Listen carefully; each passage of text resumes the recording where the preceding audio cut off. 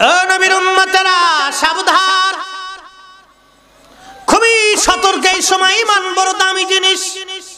ঘরের মাল চুরি হয়ে গেলে আবার মাল আপনি খুঁজে পাবেন, কিন্তু ঈমান চুরি হয়ে কবরে গেলে আর ঈমান পাওয়ার সুযোগ নাই। জোরে বলেন, জোরে বলেন নাই। ঈমান ও আমল আমার নবী মুস্তাফায় রে।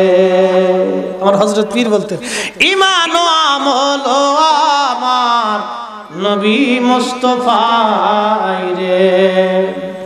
জাহান্নামে পড়ে থাকি নাহি কোনো ভয় রাখি, এশকে মুহাম্মাদির মালা যদি গলায় রয় রে। এশকে মুহাম্মাদির মালা যদি গলায় রয় রে। আল্লাহুম্মা সাল্লি আলা সাইয়্যিদিনা, হ্যাঁ মাশাআল্লাহ, মুহাম্মাদ ওয়া আলা আলি সাইয়্যিদিনা মাওলানা জিকিরে লা ইলাহা ইল্লাল্লাহ, লা ইলাহা ইল্লাল্লাহ, লা ইলাহা ইল্লাল্লাহ, লা ইলাহা ইল্লাল্লাহ, লা ইলাহা ইল্লাল্লাহ। হাসবি রব্বি জাল্লাল্লাহ মা ফি কলবি গায়রুল্লাহ। আহা নূর মুহাম্মদ সাল্লাল্লাহ, বলে নূর মুহাম্মদ সাল্লাল্লাহ, পড় লা ইলাহা ইল্লাল্লাহ, লা ইলাহা ইল্লাল্লাহ, হক লা ইলাহা ইল্লাল্লাহ। আসিয়া বলে আল্লাহ আল্লাহ, ফেরাউন দিল কত জ্বালা। আল্লাহ বলেন ও জিবরাইল, আল্লাহ বলেন ও জিবরাইল, খুলে দাও জান্নাতের তালা। লা ইলাহা ইল্লাল্লাহ, লা ইলাহা ইল্লাল্লাহ, লা ইলাহা ইল্লাল্লাহ মুহাম্মাদুর রাসূলুল্লাহ সাল্লাল্লাহু আলাইহি ওয়াসাল্লাম। একবার জোরে বলা যাবে কি মারহাবা। কারবালার বিস্তারিত আলোচনা করতে গেলে আজকের রজনী পার হয়ে যাবে। জনাব পিসা হুজুরের সন্তান রবিউল ইসলাম সাহেব সকালবেলা ফোন দেওয়ার পরে বললেন, হুজুর আকাশে মেঘ। বলে দিলাম নফল নামাজ পড়ে দোয়া করার জন্য, আল্লাহ মুক্ত করে দেবে, চিন্তার কারণ নাই। কারণ দুনিয়ার জন্য আমরা আসি নাই। এই মাহফিলটা শাহাদাতে কারবালা মাহফিল। ট্রেনের মধ্যে নামাজ পড়ে আমি আল্লাহকে বললাম, আল্লাহ আল্লাহ, দুনিয়ার কোন সাধারণ মাহফিল আমি যাচ্ছি না, শহাদায়ে কারবালার উসিলা দল্লাম, আল্লাহ মেহেরবানি করে আজকে একটু সুযোগ করে দিও। উত্তরবঙ্গে বহুদিন আমি যাই না। ট্রেনের ভিতরে জোহরের নামাজের পরে আমি মাবুদের দরবারে দরখাস্ত করে বললাম, আল্লাহ দুনিয়ার কোন সাধারণ মাহফিলে যাচ্ছি না, তুমি জানো এটা শহাদায়ে কারবালার মাহফিল। ইয়া রব, শহাদায়ে কারবালার উসিলা ধরলাম, জানি উসিলা ধরলে কখনো বান্দা ফেরত আসে না। আল্লাহর কসম করে বলি, আমি আল্লাহর দরবারে কয়েকবার এইভাবে কাঁদতে লাগলাম, আল্লাহ তুমি দয়া করো আজকে। বন্ধুগণ, হযরত ইমাম হুসাইন রাদিয়াল্লাহু আনহু, ওনাকে নবীর উম্মতেরা বিপদগামীরা শহীদ করে দিল। অনেক লম্বা ওয়াজ, ছোট্ট একটা ক্লিপস আপনাদের সামনে উপস্থাপন করি, দিলটাকে বাবা নরম করে দেয়। শহীদ করার পরে দেহ মোবারক থেকে তারা মাথা মোবারক গলা কেটে আলাদা করে ফেলল। একজন মানুষ শহীদ হয়ে যাওয়ার পরে তার দেহ থেকে মাথা আলাদা করা হলো। মাথা মোবারক আলাদা করার পরে ওই মাথা মোবারকটা বর্ষার আগায় বিদায়া আনন্দ মিছিল করতে লাগলো সারা ময়দানে কারবালাতে। হযরত জয়নব রাদিয়াল্লাহু আনহা তাবুর ভিতরে আগুন ধরিয়ে দিল। যে নারী মহিষী ফাতেমা রাদিয়াল্লাহু আনহার মেয়ে, ফাতেমাকে নবীজি বলেন, উম্মতেরা শোনো, আমার ফাতেমা সাইয়্যিদাতুন নিসাই আহলিল জান্নাহ। আদম সফিউল্লাহ থেকে কিয়ামত পর্যন্ত যত নারী জাতি জান্নাতে যাবে, সমস্ত নারীদের সর্দারিনী আমার ফাতেমা, আমার ফাতেমা। জোরে বলা যাবে কি মারহাবা। তার মেয়ে তাবু পুড়িয়ে দেওয়া হলো, তাবু পুড়িয়ে দেওয়া হলো। তাদের বোরকার কাপড়গুলি টেনে টেনে খুলে নিয়ে যাওয়ার চেষ্টা করা হচ্ছিল। হযরত জয়নব ধমক দিয়ে বলেন, এই বেঈমানেরা, তোরা কি আমাদেরকে চিনিস না? নবীর আওলাদ আমরা, পৃথিবীর কোন পর পুরুষ আমাদের চেহারা দেখে না। তোরা কি জানিস না আমাদের পরিবার কোনোদিন তাহাজ্জুদ নামাজ কাজা করে নাই? আমি সেই নারীর বেটি সাইয়্যিদাতুন নিসাই আহলিল জান্নাহ ফাতেমার কন্যা। বাজানো হযরত ইমাম হাসান হুসাইন রাদিয়াল্লাহু আনহুকে নিয়ে যাওয়া হলো। দেহ মোবারক থেকে জুব্বা তারা খুলে ফেললো। জুব্বা খুলে ফেলার পরে ইমাম হুসাইন রাদিয়াল্লাহু আনহু দেহ মোবারক ধুলার মধ্যে ফেলে 70টি ঘোড়া, যুদ্ধের ঘোড়া ওরা সিরিয়াল করলো। 70 জন সওয়ারি চড়িয়া একজন শহীদ হওয়া মানুষ নিথর দেহ মোবারক পড়ে আছে। যে দেহ মোবারক কতবার নবীর কাঁধ মোবারকের উপরে চলেছে। মুস্তাদরিক হাকিমের মধ্যে আসছে, নবীজি একদিন নামাজ পড়তেছিলেন, বিরাট বড় লম্বা সেজদা, বিরাট বড় লম্বা সেজদা, বিরাট বড় লম্বা সেজদা, বিরাট এই লম্বা সেজদা। সাহাবায়ে কেরাম চিন্তায় পড়ে গেলেন, নবী বুঝি দুনিয়ায় নাই, নবী বুঝি বিদায় হয়ে গেছে। কোন বা সাহাবী মনে করলেন, হুজুর বুঝি শহীদ, হুজুর বুঝি ওহী নাজিল হচ্ছে। নামাজ শেষ হয়ে যাওয়ার পরে সাহাবীরা বলেন, ইয়া রাসূলুল্লাহ, জীবনে এরকম নামাজ কোনোদিন দেখি নাই। হুজুর, এত বড় লম্বা সেজদা আপনি কেন দিলেন? নবীজি বলে, সাহাবীরা রে, আমার ছোট্ট হাসান আর হুসাইন দুইজন আমার কাঁধ মোবারকের উপরে চড়ে বসেছিল। সেজদা থেকে যদি মাথা উঠাই রে, আমার হাসান আর হুসাইন পড়ে যে ব্যথা পাবে।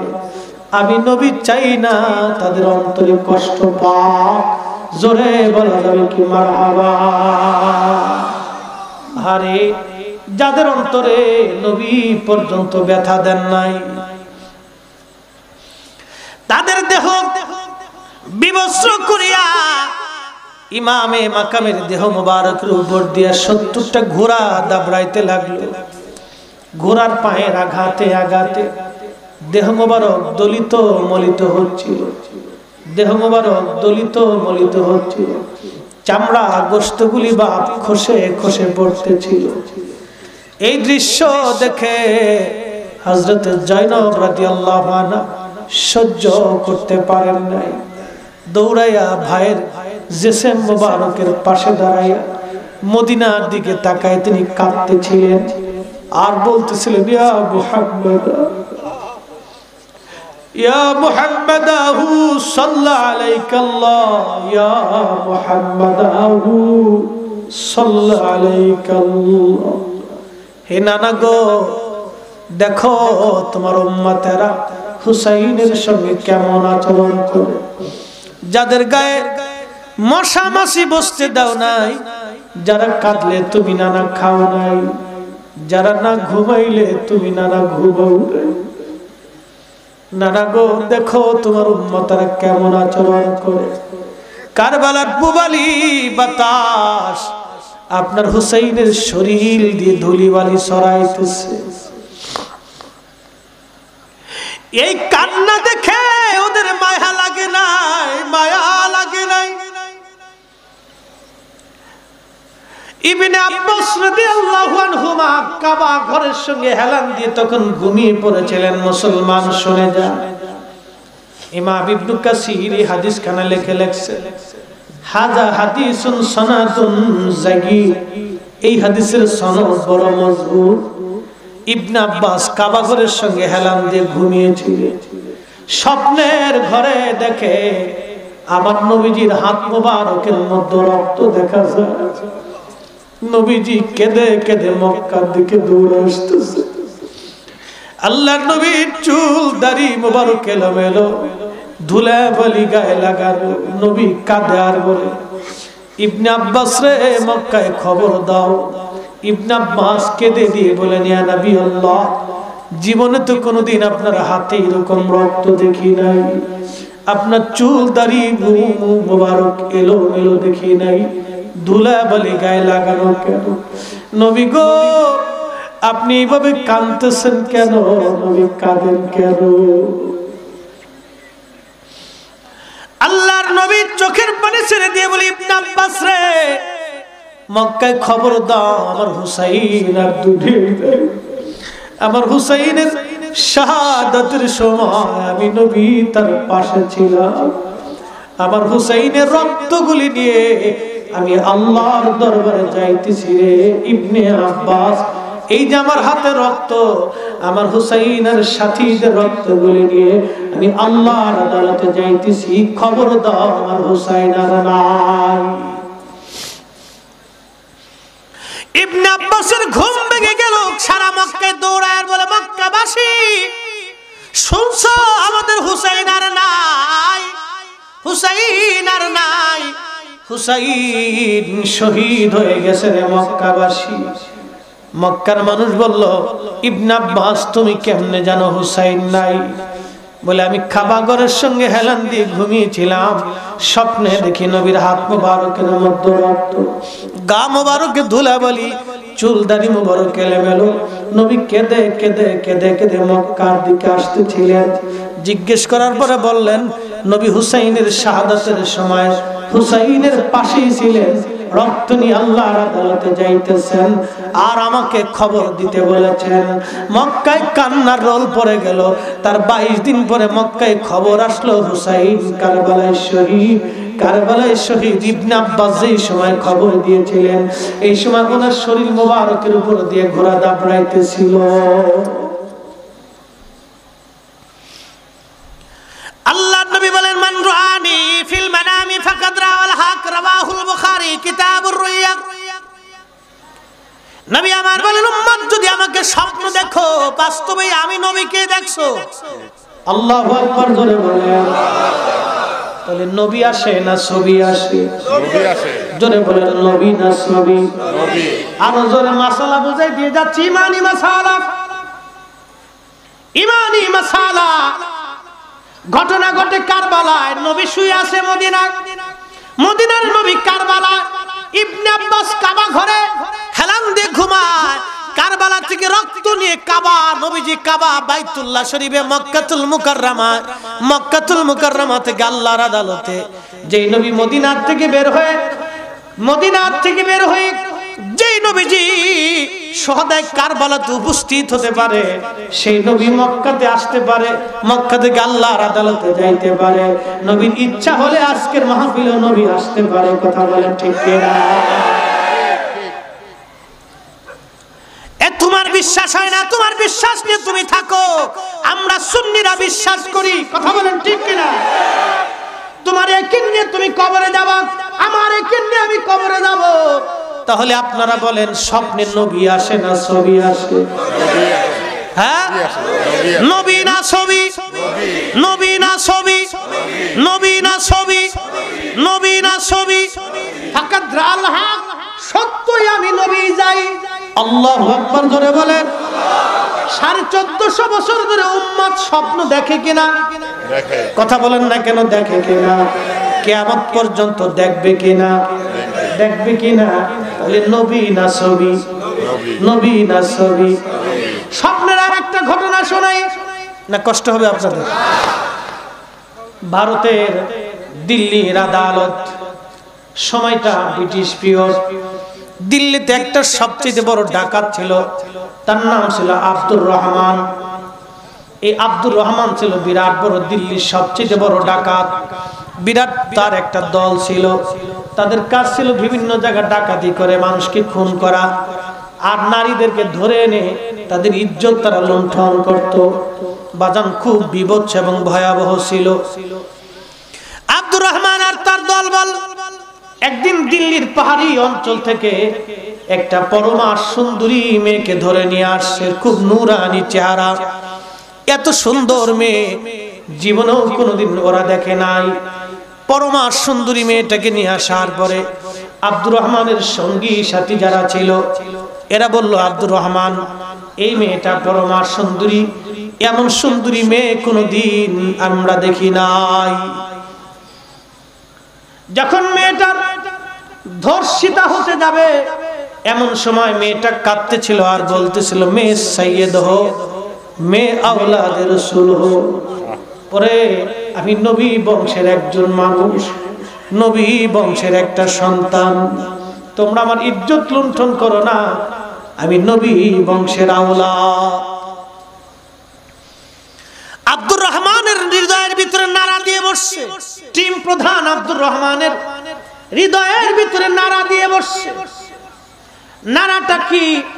হায়রে, জীবনে কত নারীর ইজ্জত লুণ্ঠন করলাম, জীবনে কত মানুষ হত্যা করলাম, জীবনে কত ডাকাতি করে মানুষের হক নষ্ট করলাম, জীবনের এমন পাপ আমি জীবনে করলাম। আজকে নবী বংশের একটা মেয়ে আমাদের কাছে বিপদগ্রস্ত হয়ে গেছে, তারপরে নিজেকে নবীর বংশের বলে পরিচয় দিচ্ছে। আজকের এই মেয়েটা যদি ধর্ষিত হয়, কিয়ামতের ময়দানে নবীর সামনে আমি কেমনে দাঁড়াইব? কলিজার ভিতরে নাড়া দিয়ে বসছে, কলিজাটা শক্ত হয়ে গেছে। একবার জোরে বলা যাবে কি আল্লাহু আকবার? আব্দুর রহমান দেরি করেন নাই, তলোয়ার টান দিলেন। তলোয়ারটা টান দে বলে, বন্ধুরা বহু জীবনে অকাম কুকাম করেছিস, বহু নারীর ইজ্জত লুণ্ঠন করেছিস, ওই জাত আল্লাহ পাকের কসম করে বলি, আজকে এই নারীর গায়ে যদি হাত দিস তাহলে আমি আব্দুর রহমান তোদের দেহ থেকে মাথা আলাদা করে ফেলে দিব। বন্ধুরা বলতেছে, আব্দুর রহমান পাগল হয়ে গেলি? তুই কি পাগল হয়ে গেলি না? তুই একা নারী ভোগ করতে চাস? আব্দুর রহমান বলে, বন্ধুরা তোরা কি তার জবান থেকে শুনিস না একটা শব্দ বের করতেছে, আমি নবী বংশের আওলাদ, নবীর বংশের আমি মেয়ে, নবীর বংশের সন্তান। আল্লাহর কসম, আমি আব্দুর রহমানের জান থাকতে আমি নবী বংশের কোন মেয়ের ইজ্জত লুণ্ঠন হতে দেব না। আওয়াজ তো রাসূলুল্লাহ। কলিজার ভিতরে নবীর প্রেম বসে গেছে, প্রেম। নিকৃষ্ট একজন ডাকাত, নিকৃষ্ট পাপী, জীবনটাই যার পাপে পাপে ভরা, কলিজার ভিতরে নবীর প্রেম এসে গেছে। সুবহানাল্লাহ বলা যাবে না? হ্যাঁ, তুমি শাহাদাতে কারবালা মাহফিলের বিরোধিতা করো তুমি মাথায় দিয়ে, আর ভাবতেছ ইল্লাল্লাহ জিকির করে জান্নাতে চলে যাবা, বাপদাদার কালের ফুদ্দারি সম্পত্তি পাইছো। এ মুসলমান, খুব মনোযোগ দিয়ে শুনিয়া যান। আব্দুর রহমান এবার বন্ধুরাও ছুরি হাতে নিল, যুদ্ধ শুরু হয়ে গেল। চার সঙ্গী বন্ধুর সঙ্গে একা লড়াই, একটাই চিন্তা হয় মরে যাব, আর না হয় মেরে ফেলবো। আব্দুর রহমান দুইজন বন্ধুর শরীরে ছুরি বসায় দিলেন, দুইজন নিহত হয়ে গেল, বাকিরা পালিয়ে গেল। পুলিশ নিয়ে আসলো বাকিরা, পুলিশ আনার পরে পুলিশ আব্দুর রহমানকে ধরে ফেললো। ব্রিটিশ পুলিশ বহুদিন পর্যন্ত আব্দুর রহমানকে ধরতে পারে না, আজ ধরে ফেলেছে। দিল্লির নাম করা ডাকাত, ব্রিটিশ আমলের সবচেয়ে ভয়াবহ সন্ত্রাসী। দিল্লির পুলিশ তাকে জেল হাজতে নিয়ে গেল, আদালত বসলো, আদালত তাকে মৃত্যুদণ্ড দিয়ে দিল। আব্দুর রহমানের মনে কোনো চিন্তা নাই, কারণ জীবনে তো একদিন মরাই লাগবে। কোনোদিন সে ভালো কাজ করে নাই, একটা ভালো কাজ করে আজকে আব্দুর রহমান মরতে যাচ্ছে, মনের ভিতরে কোনো অশান্তি নাই, চিন্তা একটাই, নবীর আওলাদের ইজ্জত বাঁচাইছি, ভালো কাজ জীবনে একটা করেছি। জোরে বলা যাবে কি মারহাবা? বাজানো ঈমান। ঈমান বড় দামি জিনিস, নবীর মুহাব্বত বড় দামি জিনিস, বড় দামি জিনিস, বিরাট বড় দামি নিয়ামত। সবার নসিবে হয় না রে, সবার নসিবে হয় না। আব্দুর রহমান জেলখানায় ফাঁসি দেওয়া হবে কিছুদিন পরে। জেলার যিনি ছিলেন তিনি মুসলমান। রাত্রিবেলা জেলার ঘুমিয়ে আছে, স্বপ্নের ভিতরে দেখে একজন মহাপুরুষ তাকে স্বপ্ন দেখাইতেছে। এত সুন্দর চেহারা কোনদিন সে দেখে নাই। ওই জেলাকে নবীজি ডেকে বলে, জেলার আমি পৃথিবীর অন্য কেউ না, আমি সেই রাহমাতুল লিল আলামিন তোমার কাছে তশরিফ এনেছি একটা মামলা নিয়া। জোরে বলেন সুবহানাল্লাহ, আল্লাহু আকবার। আরে জোরে বলেন না ইয়া রাসূলুল্লাহ। নবী আছে, জোরে বলেন আছে, আর জোরে বলেন আছে। নবীর জায়গা নবী আছে, অন্ধের চোখের জায়গা চোখ নাই। নজদি নজদি বলে নবী আসে কোনো ক্ষমতা নাই, নবীর কিছুই নাই। আরে নজদি তুই অন্ধ হতে পারিস, আমি সুন্নিও অন্ধ না, অন্ধ না, আমি চোখওয়ালা ঈমানওয়ালা। কথা বলেন ঠিক কিনা? বাজানো খুব মনোযোগ দেন। জেলার বলি, ইয়া রাসূলুল্লাহ নালায়েকের ঘরে আসছে। হুজুর আমি ধন্য হয়ে গেছি গো নবী, কি এমন আমার পুণ্য, রাহমাতুল লিল আলামিন নবীকে আমি দেখতে পাইতেছি। নবীজি হাতের ভিতরে বলেন, না জেলার তুমি আমার হাতের দিকে তাকাও। এই হাতের ভিতরে একজন আসামির ছবি দেখা যায়, তার নাম আব্দুর রহমান। আমি নবী হুকুম করলাম তুমি যে কোনো মূল্যে আব্দুর রহমানকে জেলখানার থেকে ছেড়ে দাও, এটা আমি নবীর হুকুম। জোরে বলেন সুবহানাল্লাহ। High high high. ছবি দেখাই দিয়ে বলেন একে জেলখানার থেকে মুক্তি দিয়ে দাও, ফাঁসি দিবা না, আমি নবী হুকুম করে গেলাম। ছবি দেখো জেলারের ঘুম ভেঙে যাওয়ার পরে চিন্তায় পেরেশান। তাহাজ্জুদ নামাজ পড়লেন, ঘুম আর আসলো না। ফজর পড়লেন, নির্দিষ্ট সময়ে অফিসে গেলেন। জেলখানায় যাওয়ার পরে যারা রক্ষী ছিল রক্ষীদেরকে বললেন, আব্দুর রহমান নামে একজন ফাঁসির আসামি আছে, তাকে তোমরা আমার কাছে ডেকে নিয়ে আসো। কিছুদিন পরেই তাকে ফাঁসির মঞ্চে উঠানো হবে। এই শহরের সবচেয়ে বড় ডাকাত, সবাই চিনে তারে। আব্দুর রহমানকে নিয়ে আসা হলো। জেলার ছিল চেয়ারে বসা। আব্দুর রহমানের চেহারা দেখার সঙ্গে সঙ্গে চেয়ার ছেড়ে দিল। ডাক দে বলে, আব্দুর রহমান রে, আমার চেয়ারে তুমি বসো। আব্দুর রহমান বলে, জেলার কি করেন আপনি? আপনি জেলখানার প্রধান, আপনার চেয়ারে আপনি থাকবেন। আমার মতো একজন দাগী পাপিষ্ঠ আসামি, মৃত্যুদণ্ড প্রাপ্ত আসামিকে আপনার চেয়ারে কেন বসা?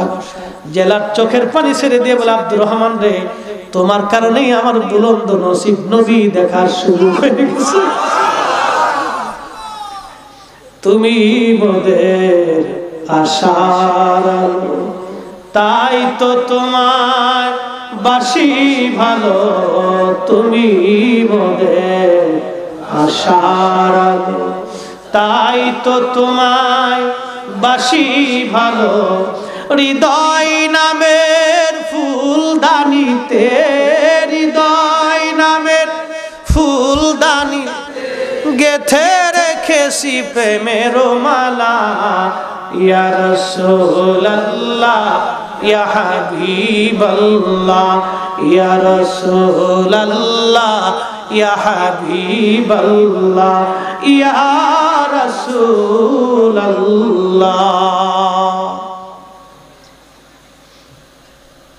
ও মুসলমান, খুব মনোযোগ।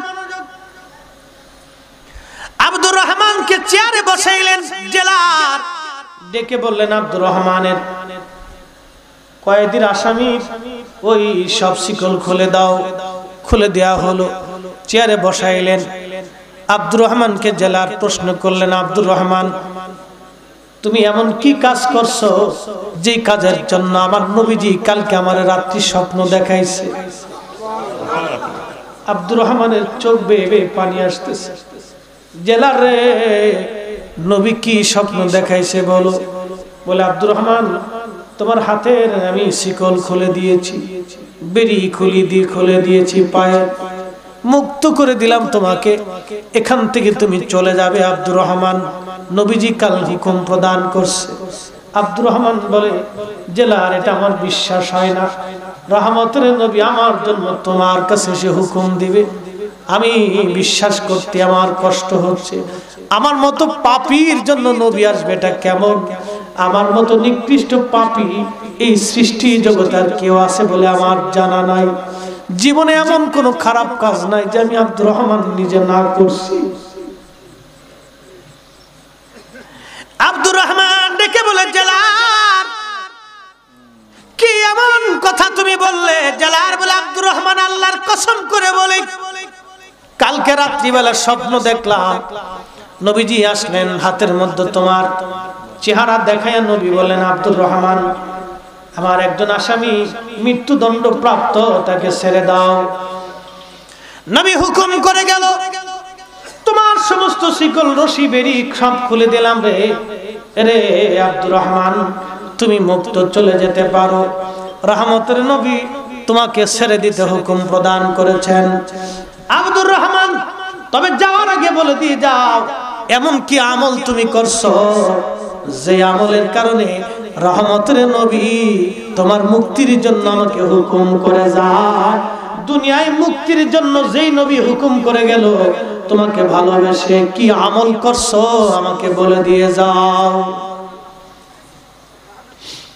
আব্দুর রহমান চোখের পানি ছেড়ে দিয়ে বলেন, জেলার আমার জীবনের কোনো আমল না, আমি একটাই ভালো কাজ করছি। যে মামলায় আজকে আমাকে আসামি করে মৃত্যুদণ্ড দেওয়া হয়েছে, ও মামলায় আমি 2 জন মানুষকে হত্যা করেছি, আমার 2 জন বন্ধু। সারা জীবন যাদের সঙ্গে একসঙ্গে ডাকাতি করেছি, মরণে হাসতে কান্নায় যারা একসময় শরীক ছিল আমার সাথে, আমার জীবনের পাপের সাক্ষী ছিল তারা। কত মানুষের জীবন আমরা কেড়েছি, কত মেয়ের ইজ্জত আমরা কেড়ে নিয়েছি, কত মানুষের হক আমরা মেরে খেয়ে ফেলেছি। কিন্তু ওই দিন পাহাড়ি অঞ্চল থেকে একটা সুন্দরী রূপসী মেয়ে ধরে নিয়ে আনছিলাম, পরমা সুন্দরী নুরানি চেহারা। এমন সুন্দর মেয়ে কোনোদিন আমাদের নজরে আসে নাই। মেয়েটার প্রতি আমার বন্ধুরা আসক্ত হয়ে গেল, ইজ্জত লুণ্ঠন করতে যাইতেছিল। এমন সময় মেয়েটা কেঁদে কেঁদে বলল, মে আওলাদে রসুল হো, আমি নবীর বংশের একজন কন্যা, মেহেরবানি করে আমার ইজ্জত আপনারা লুণ্ঠন করবেন না। আব্দুর রহমান বলে, জেলার আমার কলিজার ভিতরে নবীর ভালোবাসার ধাক্কা লেগে গেল। একটাই চিন্তা, জীবন চলে যাবে, নবীর আওলাদের ইজ্জত লুণ্ঠন হতে দেব না। আওয়াজ তুলে বলা যাবে কি মারহাবা।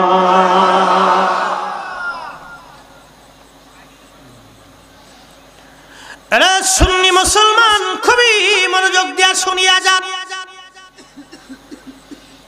আব্দুর রহমান কেঁদে কেঁদে বলে, জেলার রে, তলোয়ার হাতে নিয়ে নিলাম, হয় মরে যাব না হয় বেঁচে থাকবো।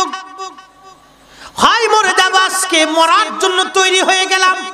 4 বন্ধুর সঙ্গে একা যুদ্ধ শুরু করলাম, 2 জনকে আমি হত্যা করে ফেললাম, বাকিরা পালিয়ে পুলিশ নিয়ে আসলো।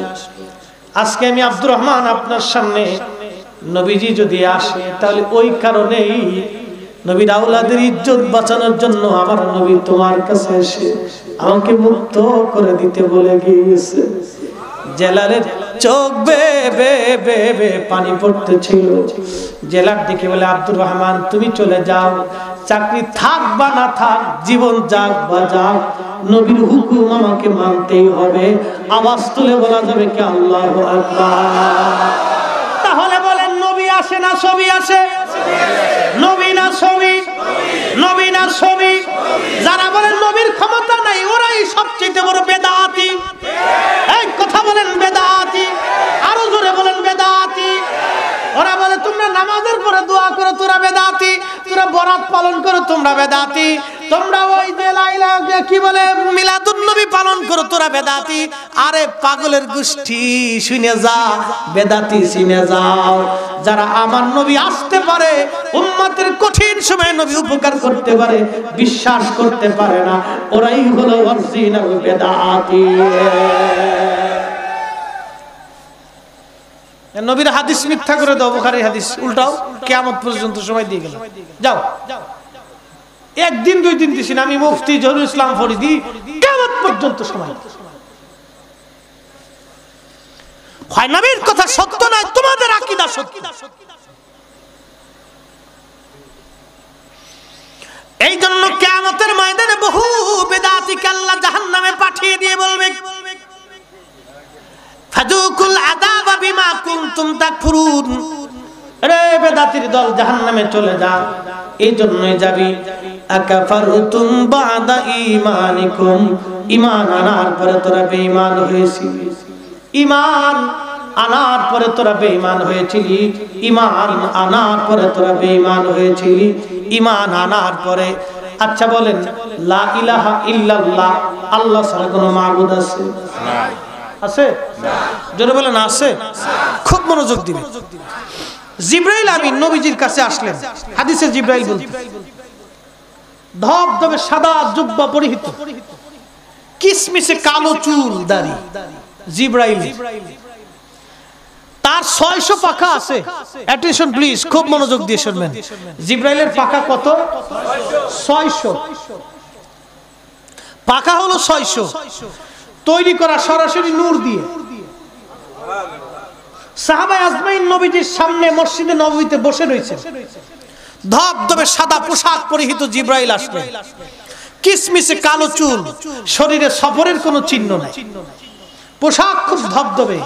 প্রিয় নবীজির সামনে হাঁটু গেড়ে দিয়ে আত্তাহিয়াতুর সূরতে, তাশাহুদের সূরতে বসে গেলেন। নবীজির হাঁটু মুবারকের সঙ্গে হাঁটু মিলাইয়া, জোরে বলেন সুবহানাল্লাহ। জিবরাইল কিসের তৈরি? নূরের। জোরে কর, আরো জোরে। নূরের তৈরি। নবীজি শরীর মুবারকের সঙ্গে হাঁটু মুবারকের সঙ্গে হাঁটু মিলাই দিলেন। কি মিলাই দিলেন? হাঁটু মিলাই দিলেন। চুল কেমন? কালো। জোরে বলেন। তাহলে জিবরাইলের নাক কি তখন কপালে ছিল? কান কি থুতমান নিচে ছিল? আচ্ছা, দাড়ি কি পিছনে ছিল? তো দাড়ির জায়গায় দাড়ি ছিল, নাকের জায়গায় নাক ছিল, চোখের জায়গায় চোখ ছিল। একবার সম্পূর্ণ সুরতে একজন মানুষ। একজন কি মানুষ, অথচ তার পাখা আছে কত? 600 পাখা। এখন 600 পাখার জায়গা নাই। জিবরাইলের হাতের জায়গা হাত, আঙ্গুলের জায়গা আঙ্গুল, চোখের জায়গা চোখ, নাকের জায়গা নাক, চুলের জায়গা চুল, জুব্বার জায়গা জুব্বা, পায়ের জায়গা পা। হাঁটু করে নবীজির সামনে বসলেন, হাঁটু মুবারকের সঙ্গে মিলাইয়া হাঁটুর উপরে হাত রেখে বলতেছেন, ইয়া মুহাম্মাদু, ইয়া মুহাম্মাদ, আখবিরনি আনিল ইসলাম, আমাকে ইসলাম সম্পর্কে আপনি আমাকে কিছু খবর দেন, কিছু বলেন। জিবরাইল আমিন প্রশ্ন করতেছে, নবীজির সাথে কথা বলতেছে, অথচ সে নূরের তৈরি ফেরেশতা। এ নবীর উম্মত, নূরের তৈরি ফেরেশতাকে যদি আল্লাহ মানবীয় গুণাবলী দিয়ে, খাসাসিয়ত খুসুসিয়ত দিয়ে, আকৃতি দিয়ে, চুল দিয়ে, দাড়ি দিয়ে, জুব্বা দিয়ে, আর কি বলে চোখ দিয়ে, হাত দিয়ে, পা দিয়ে নবীর সামনে বসাইয়া যদি আল্লাহ নবী সাহাবীদের সামনে দেখাইয়া আল্লাহ রাব্বুল আলামিন নূরের তৈরি ফেরেশতারে বসাইতে পারে, আমার নবী নূরের তৈরি মানবী গুণাবলী দিয়ে, মানবীয় বেশে, মানবীয় চরিত্রে, মানবীয় খুশুসিয়তে, মানুষের রূপ ধরে, মানুষের বেশে, মানুষের মধ্যে নূরের তৈরি নবীকে আল্লাহ মানুষের বেশে পৃথিবীতে পাঠাইতে পারে না? কিছু ভাইদের বিশ্বাস করতেই খুব কষ্ট, বিরাট কষ্ট, খুব কষ্ট। তোমার কষ্ট দিয়ে ছাতা, তোমার এই কষ্ট দিয়ে ছাতা। নবী মুহাম্মাদের ধর্ম চলে না, নবীর ইজ্জত চলে না। ঠিক না? তোমার কষ্ট দিয়ে ছাতা, নবীর ধর্ম চলে না। তুমি কষ্ট পেলে কি আর খুশি হলি?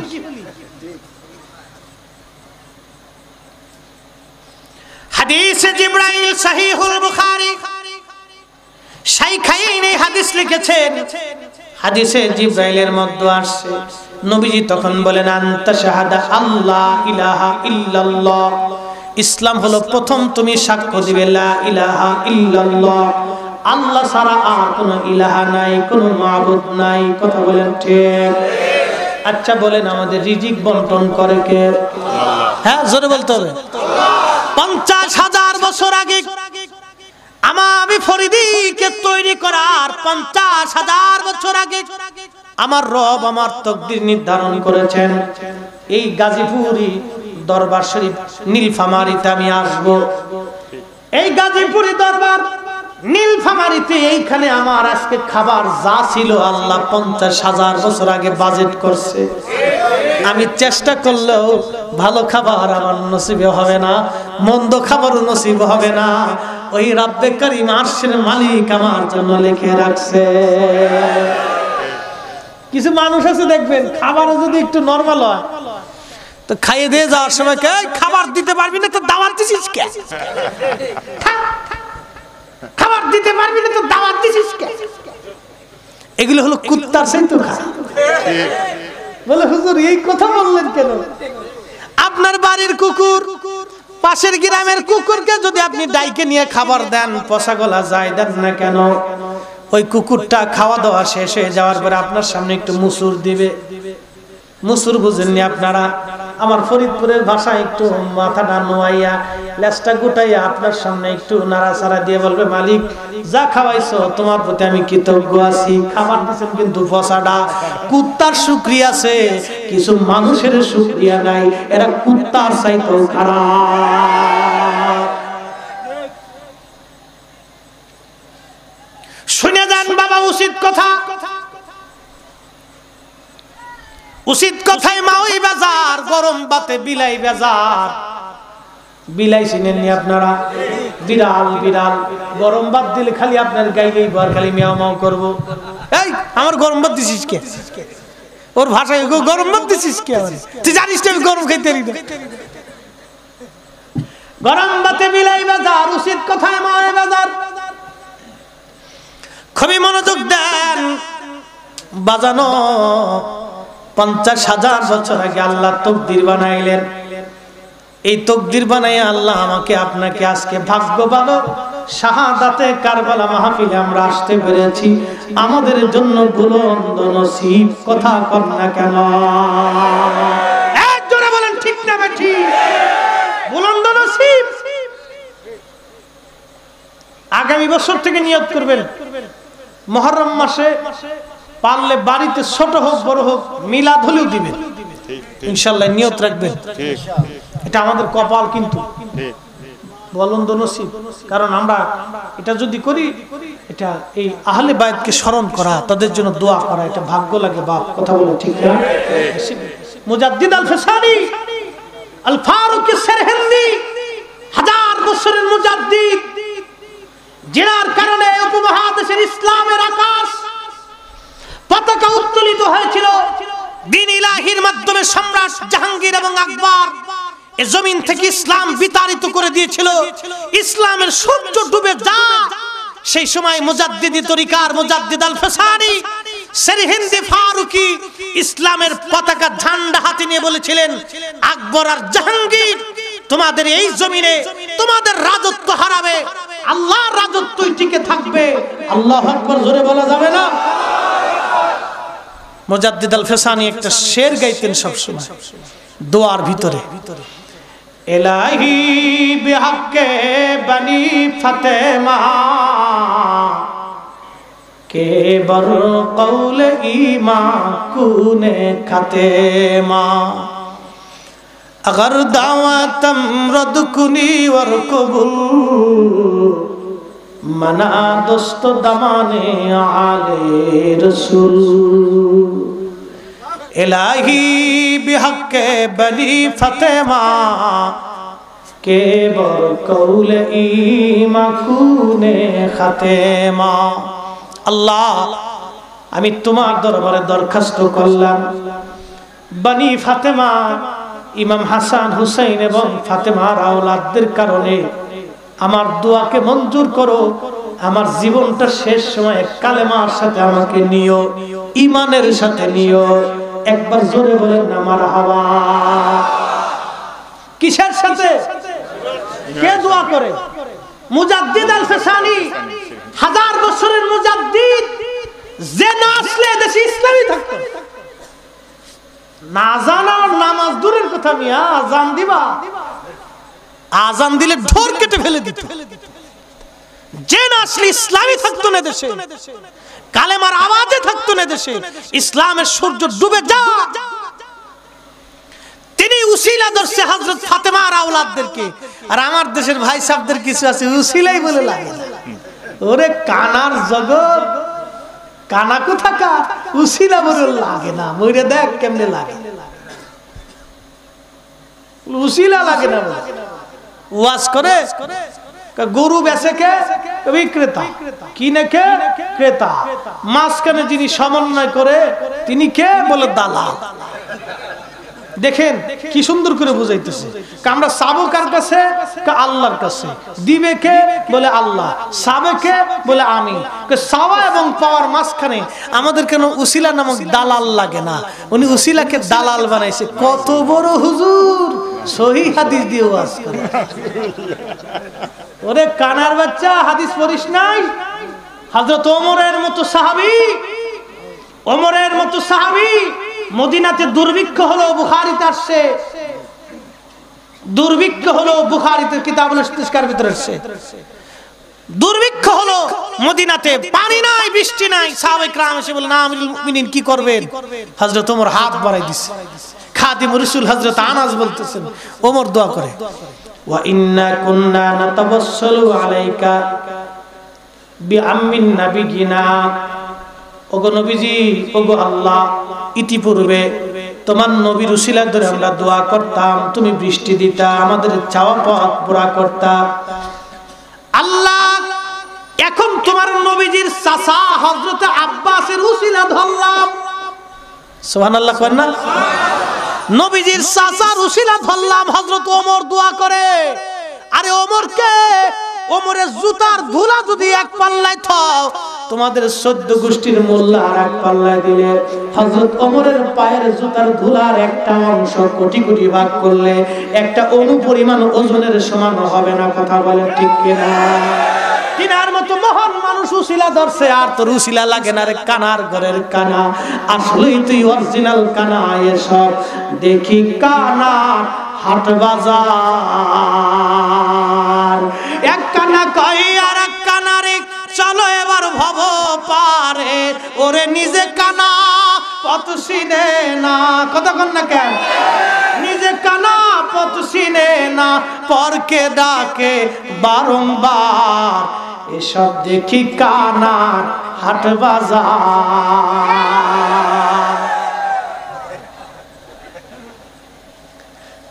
চিন্তা করেন বাপ, কত বড় কানার ঘরের কানা।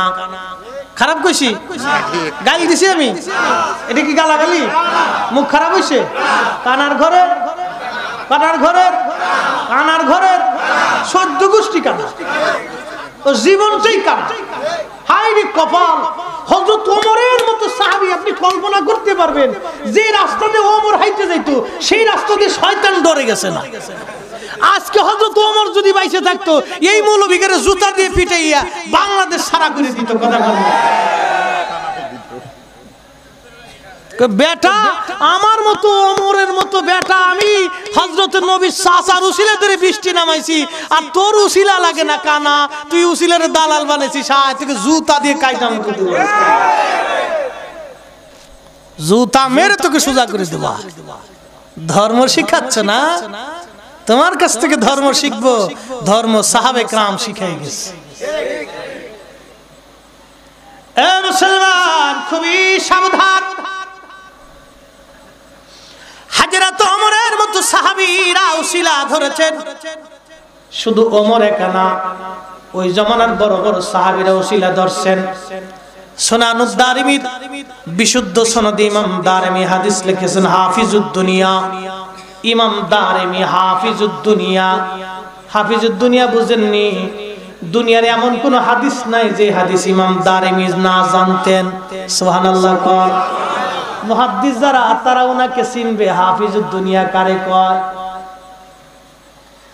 ইমাম দারিমি সুনানুদ দারিমির ভিতরে আমার ঘরে আছে 38টা হাদিসের কিতাব। দারিমি শরীফের হাদিস থেকে বলতেছি, নবীজির দরবারে মদিনাতে বৃষ্টি হয় না, বহুদিন হলো দুর্ভিক্ষ লেগে গেল, ঘাস পাতা মরে যায়, উটের দুধ নাই, ছাগলগুলি ক্লান্ত হয়ে গেছে। সাহাবীরা দৌড়ায় আসছে আম্মা জান আয়েশা সিদ্দিকার কাছে, ওগো মা জননী, আপনি তো আমাদের মা, উম্মাহাতুল মুমিনিন, মেহেরবানি করে একটু বলেন, এই যে আকাশে বৃষ্টি নাই, বৃষ্টি লেগে গেছে, বৃষ্টির বড় প্রয়োজন, কি করতে পারি আমরা? আচ্ছা বলেন, আম্মা জান আয়েশা যখন জিন্দা তখন সাহাবীরা দুনিয়াতে আছে না নাই? হ্যাঁ আসতে কোন কে ডর আসতেছে নাকি? আমি ফরিদি সব স্টেজে বসে রয়েছি, কথা কন না কেন? আছে সাহাবীরা, লাখ হাজার হাজার সাহাবীরা তখন জিন্দা। সাহাবীরা কি ভাই আল্লাহ চিনে না? আমাদের সেই থেকে কম চিনতো না, বেশি এমন চিনা চিনতো যে আল্লাহর জন্য কলিজা কেটে ফেলে। আর আমরা হন মসজিদে নতুন জুতা জোড়া লয়ে গেলে চুরি করে লিয়ে আসি। তাহলে হেরা মুসলমান আর আমরা মুসলমান, ছাতা কত পার্থক্য চিন্তা করেন। অন্য সুন্দরী বেড়ি দেখলে মানে টেরে টেরে চাই। হ্যাঁ, তো সেই মুসলমানের তফাৎ কত? 5 টাকা রাস্তায় বেরিয়ে থাকলে ডাইনি থেকে বাম থেকে দেহাটা নাকি এমনি করে আস্তে করে উঠে পকেটে ডুয়ালিস ফার্স্ট। সেই মুসলমান আমরা, আর সেই জামানার মুসলমান আল্লাহর জন্য নবীর প্রেমে জীবন কুরবানি করে দিছে, সন্তানের মায়া করে নাই, বিবির মায়া করে নাই। সেই মুসলমান আল্লাহকে চিনতো না, তো আল্লাহর কাছে না চাইয়া আম্মা জানের কাছে এসে নালিশ দিল কে? ওরা বুঝায় আল্লাহর কাছে না চাইয়া কোন ব্যক্তি বা পীরের কাছে চাইলে শিরিক হয়ে যায়। তাহলে ওই দিন আম্মা জানের কাছে যারা নালিশ দিছে, ওই দিন সব সাহাবী কি তাহলে শিরিকি করছে? বুঝাই দিয়ে যাবি রে কানার দল। মসজিদের ইমাম সাহেবের কাছে যায় 1000 টাকা দিয়ে দোয়া চাই, ব্যবসা ইমাম সাহেব একটু দোয়া করেন, ছেলেটা ব্যবসা ভালো হয় না। 1000 টাকার কসকাজের নোট পাই ইমাম সাহেব তো বিরাট খুশি। কে ইমাম সাহেবের কাছে চাইলি কে চাবি আল্লাহর কাছে? কি কথা কন না কে? দোয়া ইমাম সাহেবের কাছে চাওয়ার দরকার, আল্লাহর কাছে চাও।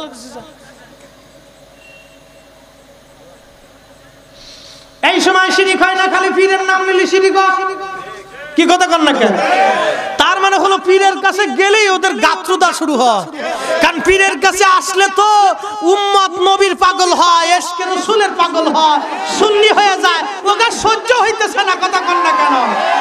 পীরের কাছে আসলে তো হুসাইনি মুসলমান হয়, ইয়াজিদের দালাল হয় না।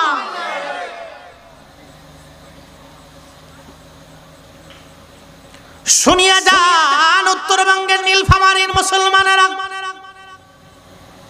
নীলফামারীর মুসলমানেরা রে, আবার কবে আসবো কি আসবো না, সময় হবে কি হবে না জানি না, বলে দিয়ে যায়। হযরত আম্মা জান আয়েশা বললেন, সাহাবীরা বৃষ্টি যদি চাও তাহলে প্রিয় নবীজি রওজা মোবারকের উপর যে ছাদ আছে, এই ছাদ সরাইয়া আকাশ আর রওজা ফাঁকা করে দাও। রওজা মোবারকের ফাঁক সরাও, ওই যে ছাদ আছে খেজুর পাতার ছাউনি, আম্মা জান বলে খেজুর পাতার ছাউনি সরাইয়া দাও। এখনো রওজা শরীফের সবুজ মিনারার উপরে জানালা কাটা আছে। যদি পৃথিবী দুর্ভিক্ষে অনাবৃষ্টিতে যদি পৃথিবী ভরে যায়, সৌদি সরকার যদি জানালা খুলে দেয়, পৃথিবীর কোথাও বৃষ্টি না হলে মদিনায় বৃষ্টি নামবে। আল্লাহু আকবার জোরে বলে। ইতিহাস জানেন, নবীর মুজিজা শুনে যান, পৃথিবীর সমস্ত রন্দে রন্দে যদি বৃষ্টি বন্ধ হয়ে যায়, প্রিয় নবীর রওজা মোবারকের ছাদের গম্বুজের জানালা খুলে দিতে দেরি হবে, আকাশ থেকে বৃষ্টি আসতে দেরি হবে না। তার বাস্তব প্রমাণ এই হাদিস। সাহাবায়ে কেরামকে আম্মা জান ডেকে বলে, সাহাবীরা রে, রওজা শরীফের ছাদ ফাঁকা করে দাও, উপরের খেজুর পাতার সামিয়ানা সরায় দাও। রওজা শরীফের উপর থেকে খেজুর পাতার ছাউনি সরিয়ে রওজা আসমান বরাবর ফাঁকা হয়ে গেল। কিছুক্ষণ পরে আকাশে মেঘ জমে গেল। কালকে খবরে দেখলাম চায়নারা, চীন এক ধরনের মেডিসিন মাইরা বৃষ্টি নামাইতেছে খরার কারণে। মেঘের মধ্যে মেডিসিন মারে, ওই মেঘ গলে গলে বৃষ্টি নামে, পানি পড়ে। চীন বৃষ্টি নামায় মেডিসিন মাইরা। বাজান খুব মনোযোগ, আল্লাহর সাথে ফাজলামি চলতেছে, ওরা বোঝে না। চীনের একটা ইতিহাস আপনাদেরকে শোনাই। চীনের যিনি জনক ছিলেন, যাকে জাতির জনক বলা হয়, মাও সেতুং। এই মাও সেতুং এর জমানাতে দুর্ভিক্ষে প্রায় 2 কোটি মানুষ মারা গিয়েছিল খাবারের অভাবে। মাও সেতুং এর সময় চড়ুই পাখিরা খাবার খেয়ে ফেলতো, ধান খাইতো। মাও সেতুং হিসাব করে দেখলো কত কোটি টন যেন ধান নষ্ট হয় প্রত্যেক বছরে এই চড়ুই পাখি খেয়ে ফেলে। মাও সেতুং এর চিন্তা হলো, চড়ুই পাখি যদি মেরে ফেলে দেয় তাহলে ধানগুলি বেঁচে যাবে। মাও সেতুং ঘোষণা দিল 12 ঘন্টার ভিতরে চীনের চড়ুই পাখি শেষ করে ফেলতে হবে। সারা চীনের মানুষ চড়ুই পাখি মারতে তারা পাগল পারা হয়ে গেল। কোটি কোটি চড়ুই পাখি একদিনে তারা হত্যা করলো। আল্লাহর দরবার থেকে গজব নেমে আসলো। চড়ুই পাখির বদদুয়া আসমানে লেগে গেল। আল্লাহর পক্ষ থেকে গজব নেমে আসলো। তারপরের বছর ধান হবে তো দূরের কথা, ধানই আর হইল না। সব ধানগুলি পোকায় নষ্ট করে দিল। কোটি কোটি টন মন ধান নষ্ট হয়ে গেল। দুর্ভিক্ষ শুরু হয়ে গেল। কয়েক বছরের দুর্ভিক্ষে 2 কোটি মানুষের মতো মানুষ না খেয়ে দুকে দুকে দুকে দুকে মারা গেল। দুকে দুকে দুকে দুকে মারা গেল। আল্লাহর সাথে ফাজলামি চলে না, কথা বলেন ঠিক না? মালিক, জোরে বলেন মালিক, আরো জোরে বলেন মালিক। কুলিল্লাহুম্মা মালিকাল মুলকি তুতিল মুলকা মান তাশা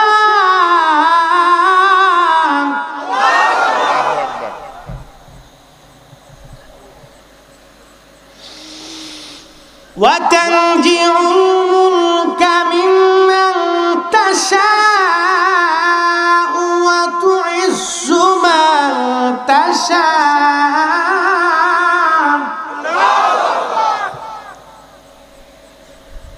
وتذل من تشاء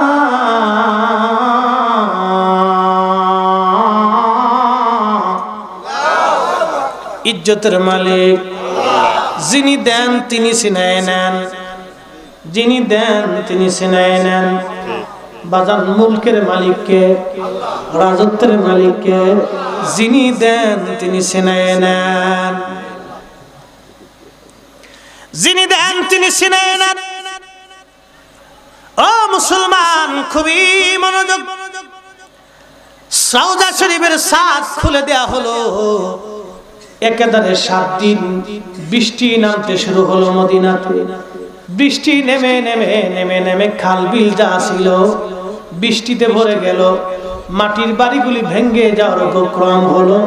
পরের সপ্তাহ পরে সাহাবায়ে কেরাম আবার আসছে, উম্মাহাতুল মুমিনিন, মা জননী, বৃষ্টির কারণে আমাদের বড় কষ্ট হয়, আর বৃষ্টির দরকার নাই। জোরে কন্যা মারহাবা। ইয়া রাসূলুল্লাহ, ইয়া হাবিবাল্লাহ, ইয়া রাসূলুল্লাহ, ইয়া হাবিবাল্লাহ, ইয়া রাসূলুল্লাহ, ইয়া হাবিবাল্লাহ। আমার মত নিদান কালে থাকিও নবীজি আমার শিয়রে, করিব চুম্বন কদম ধরিয়া, করিব চুম্বন কদম ধরিয়া। ইয়া রাসূলুল্লাহ, ইয়া হাবিবাল্লাহ, ইয়া রাসূলুল্লাহ, ইয়া হাবিবাল্লাহ।